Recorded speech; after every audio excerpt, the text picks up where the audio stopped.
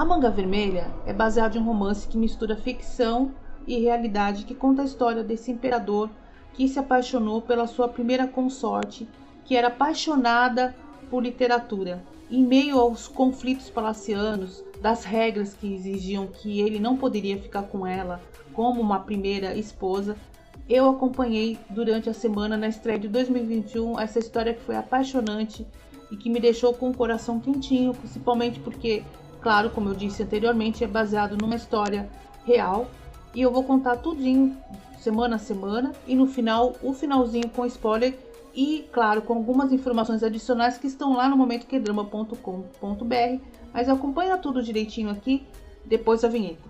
Fica aqui. 안녕. 알겠어. 하지 마세요. 너 미쳤어? 괜찮아? 진짜. 사랑해. 진짜요? 응. 어떡해.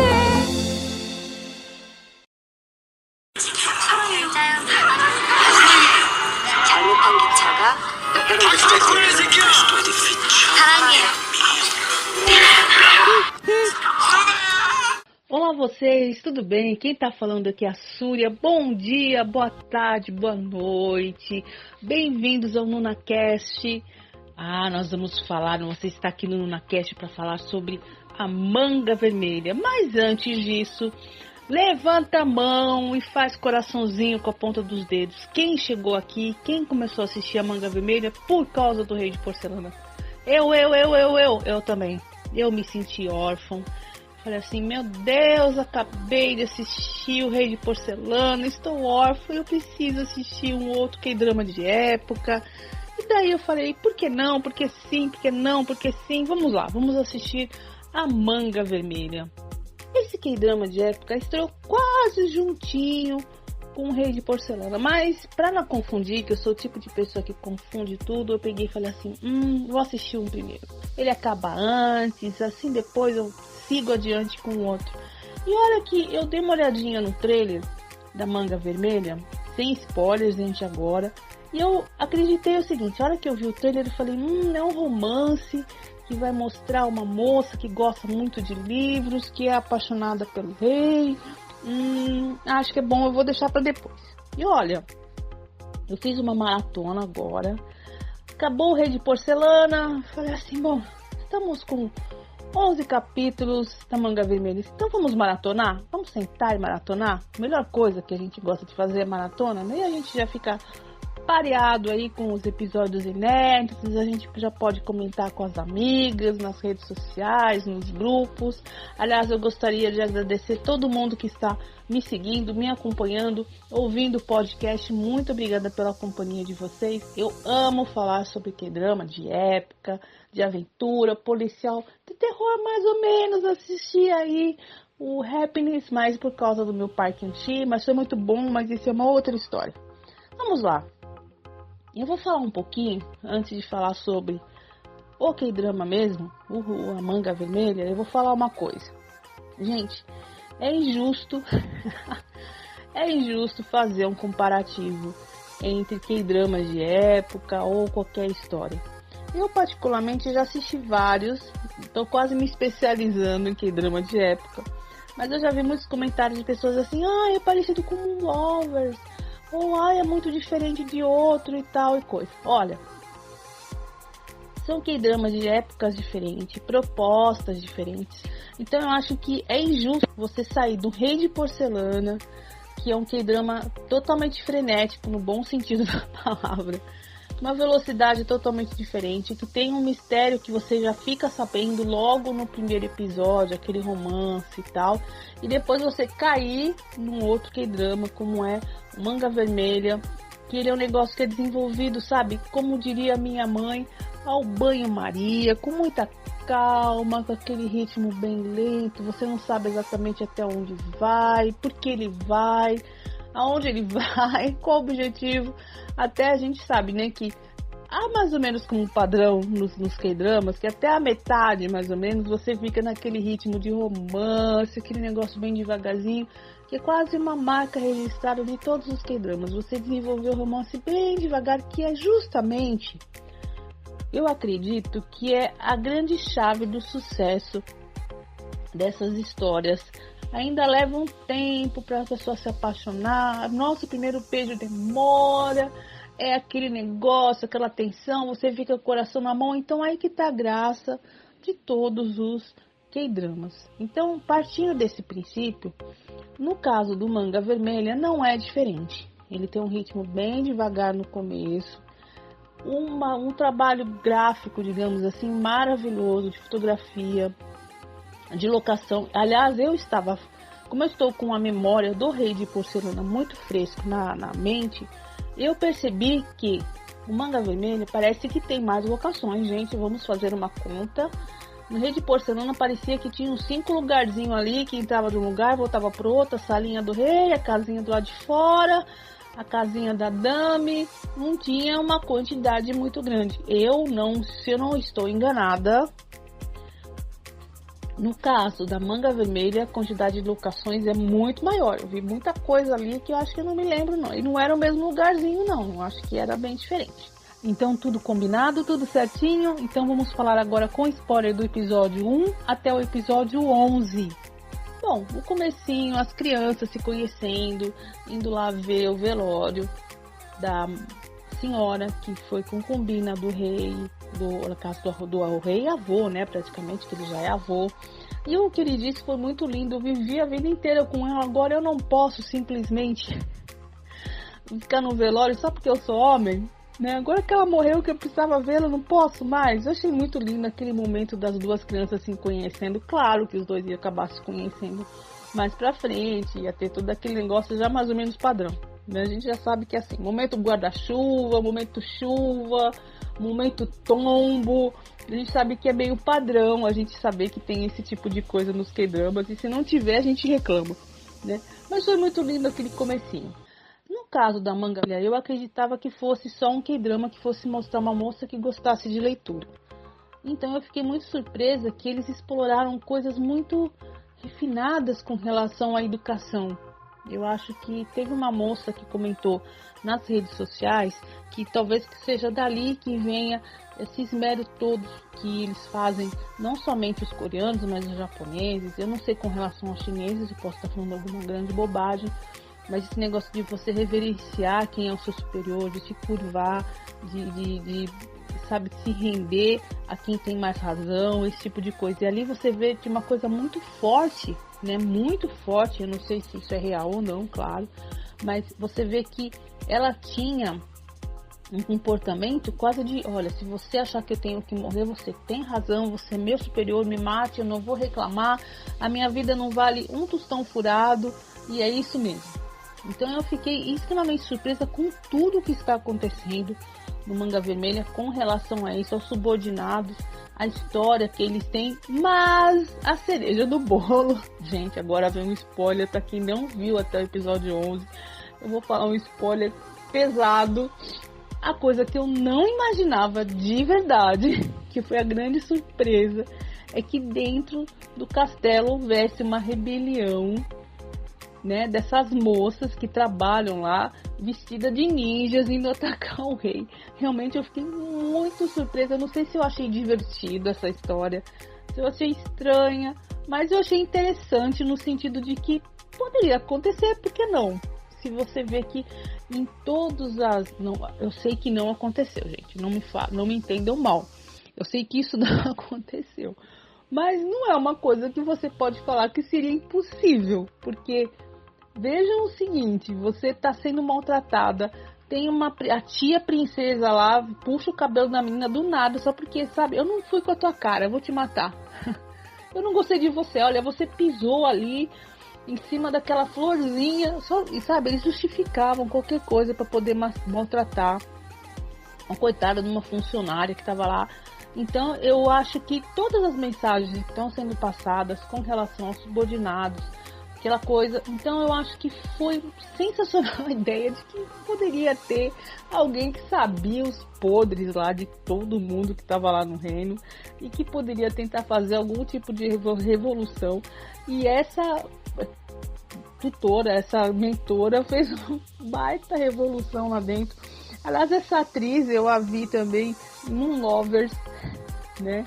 E também num outro K-drama que eu assisti que ela fazia uma vilã. Então na hora que ela apareceu como uma pessoa boazinha, eu falei assim, tá fazendo papel de boazinha?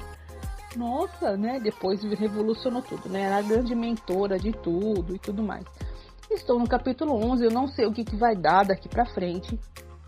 Mas eu acho que agora, finalmente, a história, depois do capítulo 9 e 10, seguiu um ritmo muito bom. Não tão frenético quanto o Rei de Porcelana. Mas você vê que o coitado do príncipe herdeiro lá, o avô pirado na batatinha, não sabe nem onde ele tá, né? Ficou pirado. Aliás, eu brinquei. Falei assim, gente, a briga colocaram uva passa no meu arroz, foi atualizado. Depois que serviu aquele almoço pro rei, o rei ficou puto. Gente, ele vai matar o neto por causa disso. Quer dizer, ele não vai matar, eu tenho certeza que não. Mas vai ter um perrengue aí que a gente vai ver nos próximos capítulos, no 12. Esse K-drama vai até o 17. Achei um número estranho. Falei assim, gente, número ímpar. Mas tudo bem, né? Contando os minutinhos a mais e tudo mais. O que mais que eu tenho que acrescentar? Estou amando o romance dos dois. Você vê que a insegurança que existe entre os personagens. Será que ele gosta de mim? Será que ele não gosta de mim? Ele mesmo sendo rei, ele tem aqueles romances assim de você é minha pessoa. Que aliás essa primeira frase eu ouvi em Moon Lovers, eu achei muito estranho. Eu falei assim, como assim você é minha primeira pessoa? Tudo que tiver em você é meu.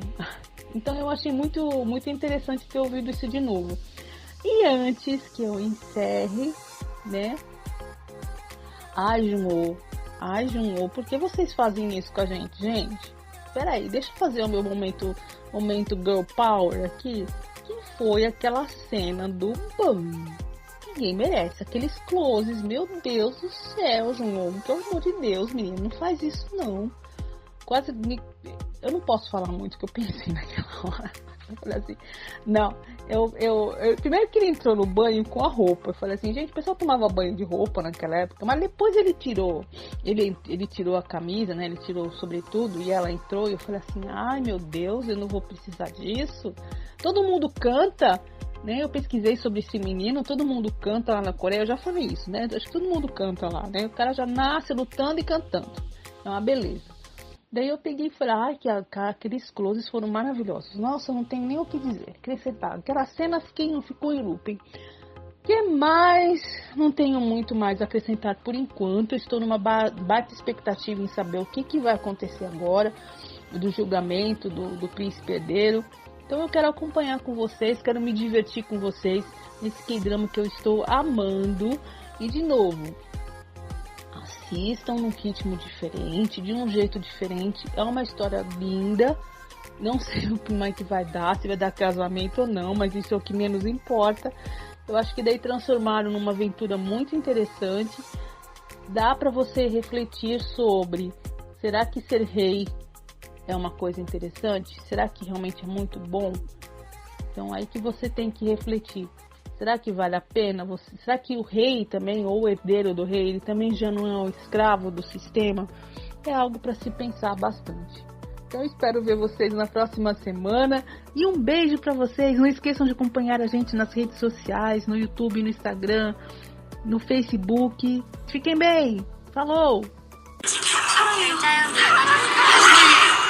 잘못한 기차가 사랑해요. Olá, bom dia, boa tarde, boa noite. Quem tá falando aqui é a Surya. Tudo bem com vocês? Aqui no NunaCast nós vamos falar especificamente sobre o episódio 12 da Manga Vermelha. Eu estava numa expectativa absurda sobre a conclusão desse episódio, aquele final do avô com a espada, do rei com a espada. Falei, meu Deus, como é que vai acontecer?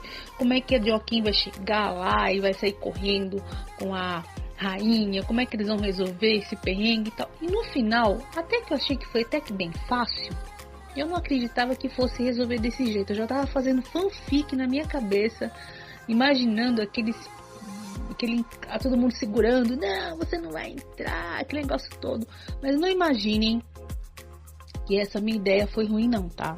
Porque muitas vezes a gente fala assim que a gente teve ideia da fanfic, mas é porque a gente viaja mesmo, passa de um dia pro outro, a gente já fica imaginando, ai, como é que será que vai acontecer com meu querido Yansan? Como é que ele vai ser? Aquele lindinho, será que o cara vai ser preso? Será que vão querer decapitar? Será que o rei vai pirar a batatinha? A gente fica imaginando um monte de coisa. Foi muito boa dentro do que foi proposta, porque a coitadinha da Deokin não ia conseguir fazer nada. Eu senti, sinceramente, aquele foi momento, eu gostaria, mas eu não muito de colocar isso, mas eu gostaria daquele momento, mas não aconteceu, que o nosso querido Issan desse uma olhadinha nela e visse, tipo assim, ah, meu Deus, o que essa louca está fazendo aqui do meu lado e tal. Mas não rolou. Tudo bem, acho que, enfim, né, vai ficar na minha fanfic. Sabe uma outra coisa que eu senti falta? E o raio da tatuagem? Ninguém vai falar mais? Eu achava que ela fosse... eu fiz muita fanfic.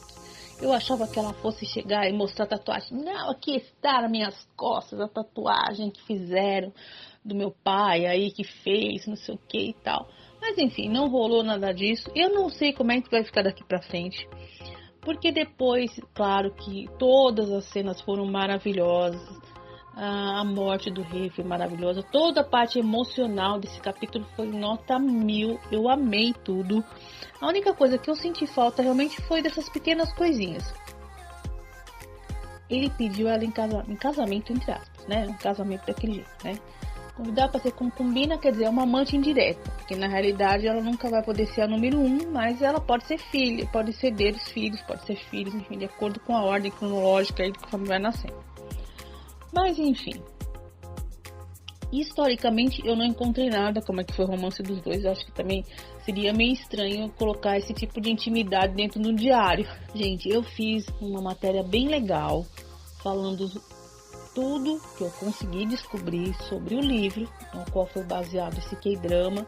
E também coloquei uma webtoon muito bonitinha, muito fofa, que também tem algumas ceninhas bem legais. Eu ainda não assisti, confesso, mas eu vou ver logo que eu puder. Com relação ao que vai acontecer pela frente, gente, não tenho a mínima ideia se vai ter final feliz ou não. E historicamente, eu sei umas coisas que o final, depende do que você acredita que seja um final feliz, não vai ser um final feliz. Então, afinal de contas, estamos falando de pessoas que morreram há mais de 200 anos atrás. Então, olha, o rei morreu assim, a Deokin morreu assim. Então, se você não quer saber do que eles morreram, então não vai ser o final feliz. Mas que eles tiveram um relacionamento muito amoroso, que ele foi extremamente apaixonado, isso daí, se isso for um final feliz para você, eu descobri em várias fontes falando que ele sempre disse que ela foi o grande amor da vida dele, mesmo ele tendo se relacionado com outras. Opa! Isso é spoiler, gente, mas todo mundo sabe que naquela época esses reis casavam com 20 mulheres. Inclusive encontrei um, se não me falha a memória, que foi casado com 23 mulheres, que tinha a número 1, imaginou até o 23, como é que devia ser uma loucura, né? Teremos um episódio a mais, justamente para poder finalizar de maneira satisfatória esse K-drama. Então estou muito curiosa em saber como é que vai ser. Então basicamente é isso. Uma coisa que eu esqueci de falar. A investigação de quem tentou matar o rei, o livro que ela arrancou a página, pode ser que tenha algum problema aí. A tia que não ficou muito satisfeita de ter sido puxado o tapete, tem muitos inimigos que ela acabou arranjando no meio do caminho aí para poder proteger o amado Issan. Então vamos ver o que vai acontecer daqui para frente. Esse aqui foi um pouquinho mais curtinho, espero que vocês curtam também, espero que vocês estejam gostando do podcast. E um beijo pra vocês. Fiquem bem. Falou! 잘못한 기차가 사랑해요.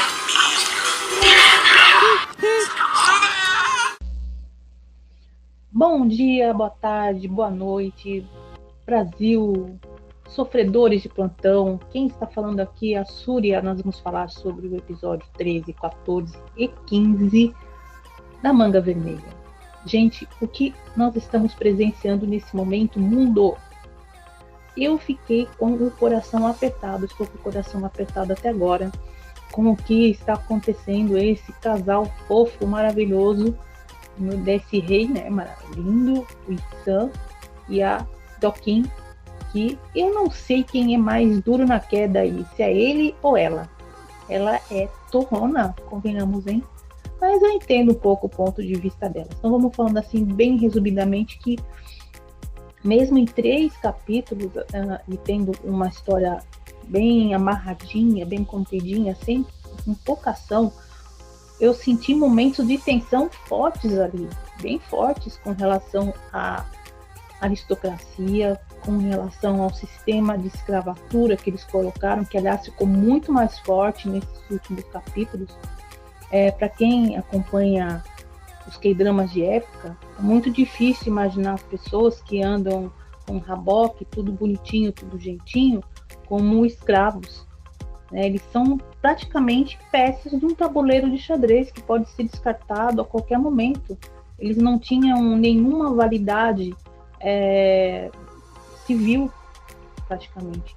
Eu ouvi em algum momento que eles recebiam um salário, mas eu não tenho certeza se as moças que trabalhavam na corte, elas também eram consideradas escravas. Daí eu ainda vou pesquisar sobre, mas de uma maneira geral, o que o Isan disse foi que ele queria liberar todas essas pessoas. Então eu vejo ele mais ou menos em comparativo como um grande rei da época, que pode ter sido, depois eu teria, né, historicamente, depois que terminar esse K-drama, eu vou fazer essa pesquisa, porque eu não gosto que... Eu procuro vagamente para ter uma ideia, mas depois eu tento ler alguma coisa mais a respeito.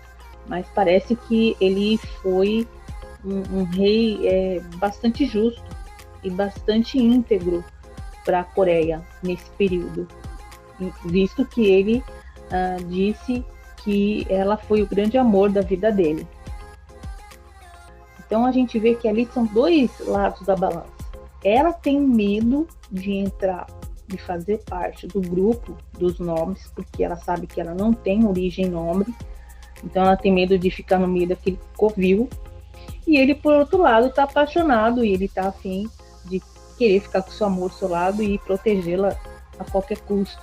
Então eu acho que ali são 2 pontos de vista bastante distintos e bem fortes, apesar que eu acho que em determinados momentos eu fiquei com um pouco de raivinha dela, porque ela poderia ser mais sincera com ele. Olha, eu te amo, mas eu não quero fazer parte da corte porque eu não quero cair nesse covil aí, enfim, e ele podia ter sido mais sincero com ela, apesar que eu acho que o plano que ele tinha para poder resgatar as meninas do tutor estava bastante arriscado, diga-se de passagem.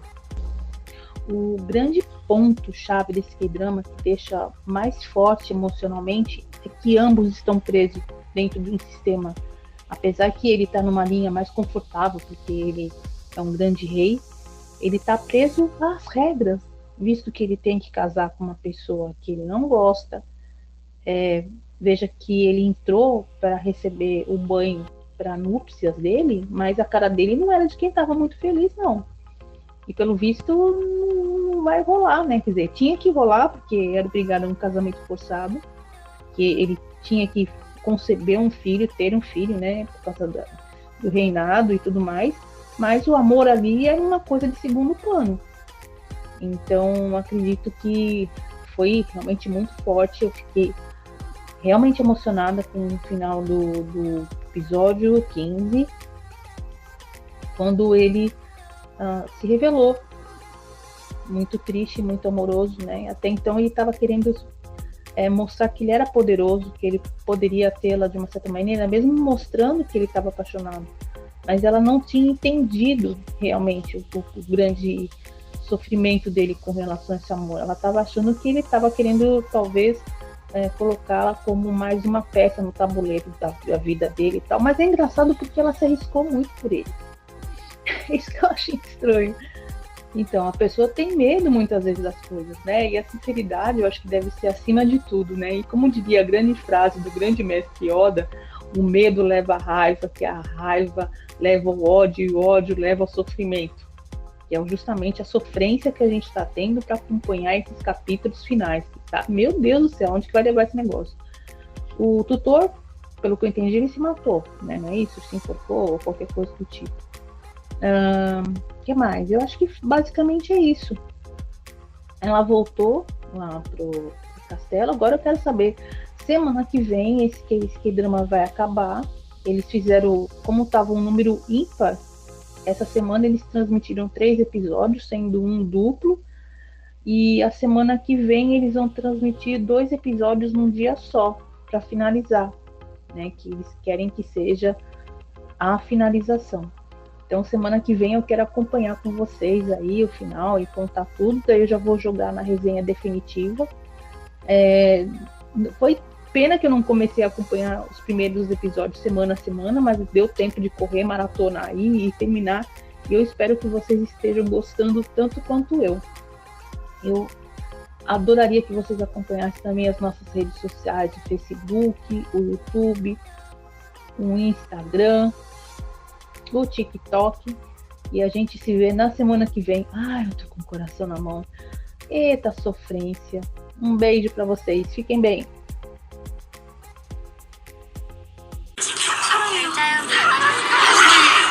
잘못한 기차가 사랑해요. Olá, amantes do K-drama, tudo bem com vocês? Aqui quem tá falando é a Súria. Bom dia, boa tarde, boa noite. Agora hoje eu vou falar sobre A Manga Vermelha. Coloco ele ao lado do Moon Lovers como um dos K-dramas mais dramáticos que eu já vi, pelo menos até agora, dentro de todos. Outros aí, mas esse foi o mais. Mas tem uma diferença, gente. Uma diquinha do coração antes de você falar assim, eu não gostei do final, ou alguma coisa assim. Nós estamos falando de um romance histórico. Se ele é histórico, ou como diz a brincadeira, se é baseado em fato, ele é real. Se ele é real, você vai em qualquer lugar onde tem um registro e você lê. Então, antes mesmo de começar a assistir esse K-drama, eu fui lá e li a história do Rei San e da Deokin e já sabia que ia dar no que deu. A única curiosidade mesmo foi saber como é que essa história ia ser contada. E eu acho que o jeito que foi contado foi brilhante, porque imagina só, trágico do jeito que foi, catastrófico, arrasador do jeito que foi, eles teriam que passar isso de uma maneira que fosse o mais sutil possível. Então vem a parte dos spoilers aí. Então se você não assistiu, vai lá, assiste e depois volta aqui. Bom, vamos lá. Durante todo o K-drama, o Sajiuki, ficou muito claro, pelo menos a gente não sabe, né? Durante o comecinho, antes também de falar sobre isso, a gente não sabe se, claro, que tudo que foi colocado lá, conforme eles dizem, eles não tiveram acesso, óbvio, aos pensamentos, não tinha um diário, não tinha, né, um aplicativo lá que eles deixavam tudo registradinho, fotografado, como é que foi a vida dos dois na intimidade.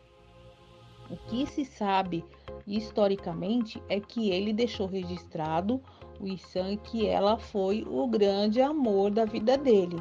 Tanto que foi feito tem um memorial lá para ela, tudo bonitinho.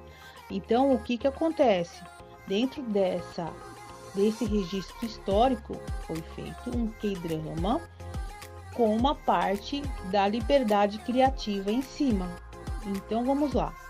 O que eles fizeram? Contaram de uma maneira muito sutil todos os perrengues, isso daí eu deixei em todas as minhas resenhas, quais eram os perrengues que existiam na corte com relação às pessoas que eram mais humildes, os servos que serviam a eles, aquelas coisas todas. Então essa parte não vou nem repetir de novo, que já ficou muito claro, quem quiser pode ir lá ouvir, eu acho até mais legal, que daí fica mais completo. Eu vou centralizar a minha resenha no finalzinho. Então durante todos os momentos, a Deokin deixou muito claro que, apesar dela ser totalmente apaixonada por Isan, ela sabia como funcionava o sistema lá da corte e ela sabia que ela ia ser uma prisioneira tanto quanto ele. Eu concordo que deu um rancinho nesse momento, que ela não falava, mas eu acho que os princípios dela, da liberdade, ela queria manter a qualquer custo. Então ela sabia que se ela falasse que ela era apaixonada por ele, ela iria perder uma chance de ter a liberdade. Tudo bem que foi um furo na água, foi uma opção que os roteiristas deram de deixar muito mais dramática a situação dos dois. Pode ser que na realidade mesmo ela tenha dito 50 milhões de vezes que ela era apaixonada por ele, e enfim, mas isso daí eu não sei, não achei nada histórico sobre isso, eu acho que nem vou achar. Mas dando para poder dar dramaticidade, para deixar o negócio mais pesado, eles optaram por isso. E durante todos os últimos 2 capítulos ficou muito claro que se ela não ficasse com ele, ela teria algum perrengue danado no futuro e que ela poderia até morrer, porque vira e mexe tinha alguém querendo puxar o tapete dela, colocando a corda dela literalmente no pescoço. Então, foi a solução que ele teve. Qual que foi? Vou casar com ela. E ele tinha todo o direito. Ele falou para ela, olha, eu não faria isso contra a sua vontade. Mas ele pegou, deu o ultimato dentro que chegou uma situação que chegou no limite. Então, ela acabou ficando com ele, acabou ficando feliz, entre aspas, né? Que a gente viu ali que ela não era muito feliz pela condição, porque ela não queria dividi-lo com outras mulheres. E realmente é uma situação muito triste, vista pelo ponto de vista de hoje, das mulheres de hoje. Pode ser que na época isso fosse considerado, não digo normal, mas era o que tinha para hoje. Então as mulheres sabiam que o rei tinha que dividir a cama com mais outras tantas.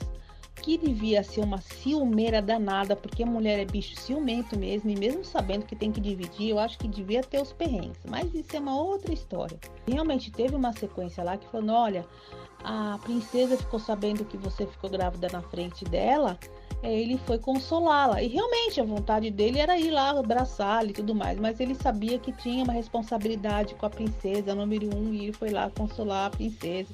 Então eu já fico imaginando a cena da princesa, ai, ela ficou grávida na minha frente, ai, que ela bateu o herdeiro na minha frente. Então, né? Então aquela história. Quando teve aquele momento que ele dormiu no colo dela e ele acordou assustado, eu falei, vai ter sonho aí. E realmente, quando ele acorda, que vem a parte que eu achei fenomenal, quando ele acorda daquela parte, gente, da parte do sonho pra frente, foi tudo, tá tudo no Wikipedia, gente, vai lá e leiam, tá tudo lá, direitinho. Ela teve o nenenzinho, o primeiro filho deles morreu. Depois ela estava grávida do segundo filho, e ela, 4 meses depois da morte desse garotinho, ela morreu também. Ela tinha um problema sério de câncer e ela morreu, porque acho que não tinham como saber, né, na época, enfim, né, o que a pessoa tinha ou como descobriram depois. E ele morreu 14 anos depois, também de jeito totalmente misterioso. Aliás, esse misterioso deve ter sido, né, não quero... Esses misteriosos que eles colocam nesses dramas históricos aí, sempre tem um misterioso, muito misterioso, mas não vou chegar nesses detalhes. Realmente deu muita raiva, tá? Concordo que eles podiam ter aberto uma exceção, mas eles deixaram essa oportunidade para aquele momento que tecnicamente ele morreu também, que foi aquele momento do sonho, que tanto que a segunda vez que ele acorda do sonho, que ele fala assim, gente, será que eu estou, tecnicamente ele fala assim, será que eu estou reencarnado, será que eu estou sonhando, será que eu não estou sonhando, onde que eu estou, mas o que eu quero é ser feliz. Então aí que eu acho que foi brilhante a ideia, eles não quiseram arriscar, eles deixaram, contaram a história toda e deixaram como uma segunda oportunidade, digamos assim, na hora que ele acordou. Então, quem quiser, imagine que ele acordou daquele pesadelo e que ele vai viver feliz com ela para sempre, forever and ever. Então, aí era isso que eu queria falar. Eu acho que foi brilhante a solução que teve. Entenda quem quiser entender, do jeito que quiser entender, mas de qualquer maneira, agora sendo a tia chata da vez, ele morreu no ano de 1800 e ela morreu 14 anos antes, 14, então acho que 86, acho que fazia uma conta assim rapidinho, 1786. E eu tava realmente com dúvida como é que eles contariam essa história trágica. Gente, eles morreram de verdade, tenham noção disso, tá? A opção que o diretor poderia ter era ter cortado no momento que os dois ficaram juntos. Ele foi muito corajoso em querer contar a história dos dois até o final. Dos dois. Quando os dois morreram. Ela e 14 anos depois ele. Simples assim. Então é isso, gente. Se conformem que na vida, infelizmente, tem desses problemas. Diferente do Rei de Porcelana, que foi baseado parcialmente numa parte histórica, que ali foi todo praticamente fantasia, ali sim eles poderiam ter uma opção de ter mudado alguma coisa, ter deixado o final feliz, ter parado onde parou, porque não é um drama histórico, é digamos, uma fantasia histórica. Então é isso, gente. Agora resta lágrimas, a gente sofrer por ele, achar que o trabalho... vamos falar rapidinho, o trabalho dos dois foi excepcional. Parabéns a Lee Jun-ho, que fez um trabalho incrível, gente. Eu fiquei com o coração apertado, ele como Yi-san. Que trabalho fenomenal desse ator. Eu acho que merece o meu aplauso. A linda, querida Lee Se-young também foi muito bem, mas eu acho que ela não se equiparou com ele nas cenas finais. Eu acho que ele fez um trabalho maravilhoso. Eu acho que talvez ele tivesse uma exigência maior de carga emocional, porque afinal de contas ela teria que ser mais fria. Mas eu vi que em todos os momentos que ele se aproximou, que tinha que colocar alguma carga ali emocional, quando o filho morreu, apesar que ela também foi muito boa nessa cena, mas quando o filho morreu ou quando ele teve que brigar com ela para falar para ela ser forte, e que ela disse, olha, eu não nasci para isso, eu não sou princesa, eu não queria ser concubina, aliás, não sei nem o que eu tô fazendo aqui, eu tô vivendo uma vida que eu não queria, né? Então, depois você vê que tem a reviravolta delas pedindo desculpa para ele, enfim, que ele também deveria estar muito triste com a morte do filho e tal. Então foram cenas maravilhosas, meus aplausos. E o que eu posso dizer? Mais nada, acabou, gente. Estou aqui com o coração partido. Sinto muito ter dado aquela bronquinha no começo, mas vocês têm que entender qual a diferença entre um drama histórico, um drama de fantasia, um montado. Agora resta a gente fazer um monte de fanfic e saber que não vai ter uma próxima temporada. Isso daí já ficou bem claro, porque afinal de contas já foi tudo contado aqui, tá bom? Então é isso, gente. Um beijo pra vocês. Até o próximo K-drama. Espero que seja mais divertido. Acho que agora eu vou ter que assistir um que seja muito mais legal para eu dar risada. E não deixem de acompanhar as nossas redes sociais: Facebook, YouTube, Instagram e TikTok. Tá bom, gente? Um beijo pra vocês. Até semana que vem e fiquem bem. Agora eu vou lá chorar no meu travesseiro. Um beijo. Tchau.